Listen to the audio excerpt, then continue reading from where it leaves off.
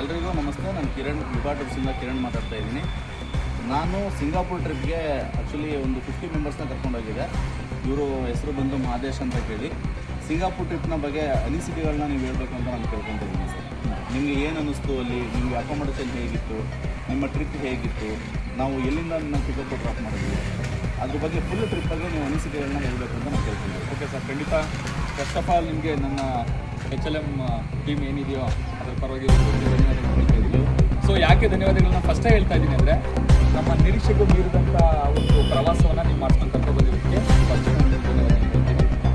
So ಪ್ರತಿಯೊಬ್ಬರ ಜೀವನದಲ್ಲೂ ಒಂದು ಪ್ರವಾಸಗಳನ್ನ ಹೋಗಬೇಕು, ದೇಶವನ್ನು ಸುತ್ತಬೇಕು, ಆ ಥರ ಒಂದು ಎಂಜಾಯ್ಮೆಂಟ್ ಮಾಡತಕ್ಕಂಥ ಎಲ್ಲರಲ್ಲೂ ಆಸೆ ಕನಸುಗಳು ಅಗಾಧವಾಗಿರುತ್ತೆ. ಹಾಗಂತ ದುಡ್ಡಿರೋರೆಲ್ಲ ಟ್ರಿಪ್ ಮಾಡ್ತಾರೆ ಅಂತ ಹೇಳೋಕ್ಕಾಗಲ್ಲ, ದುಡ್ಡು ಇಲ್ಲರೂ ಟ್ರಿಪ್ ಮಾಡ್ತಾರೆ ಅಂತ ಹೇಳೋಕ್ಕಾಗಲ್ಲ. ಹಾಗಾಗಿ ಯಾರು ಟ್ರಿಪ್ ಮಾಡ್ಬೋದು ಅಂತ ನೀವು ನನಗೆ ಕೇಳಿದ್ರೆ ನಾನು ಹೇಳ್ತೀನಿ, ಯಾರು ಟ್ರಿಪ್ ಮಾಡಬೇಕು ಅಂತ ಮನಸ್ಸು ಇರುತ್ತೋ ಅಂಥದ್ದು ಟ್ರಿಪ್ ಮಾಡೋದು. ಹಾಗಾಗಿ ಈ ಪ್ರಪಂಚಕ್ಕಿಂತ ಸಾಕಷ್ಟು ಜನ ಹೊರಗಡೆ ಹೋಗ್ಬೇಕು, ಎಂಜಾಯ್ ಇರ್ತಾರೆ, ಇಲ್ಲ ಅಂತಲ್ಲ.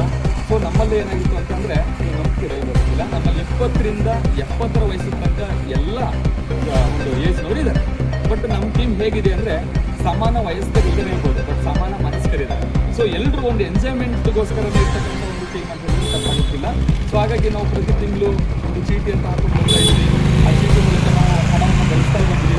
ಹಾಗಾಗಿ ನಾವು ಎಲ್ಲ ಒಂದು 4-5 ಟೀಮ್ನ ಕಾಂಟ್ಯಾಕ್ಟ್ ಮಾಡಿ ನಾವು ಫಾರಿನ್ಗೆ ಹೋಗಬೇಕು, ಯಾರು ನಮ್ಮ ಕರ್ಕೊಂಡು ಹೋಗಬೇಕು ಅಂತ ಹೇಳಿ ಸರ್ಚ್ ಮಾಡಬೇಕಾದ್ರೆ ನಮಗೊಂದು ಒಂದು ವಿಭಾ ಟೂರ್ಸಿಂದ ನೋಡೋಣ, ಒಬ್ಬ ವ್ಯಕ್ತಿಗೆ ವಿಭಾ ಟೂರ್ಸ್ ಅಂತ ಹೇಳಿ ಅವ್ರು ಕೂಡ ಎಲ್ಲ ಮಾಡಿದ್ದಾರೆ. ನಮ್ಮ ಟ್ರಿಪ್ನ ಕರ್ಕೊಂಡು ಹೇಗೆ ಮಾಡ್ತಾರೆ ಅಂತ ಹೇಳಿ ನಾವು ಒಂದು ವಿಶ್ವಾಸ ಇಟ್ಟು ನಂಬಿಕೆ ಇಟ್ಟು ಅವ್ರು ಕೊಟ್ವಿ.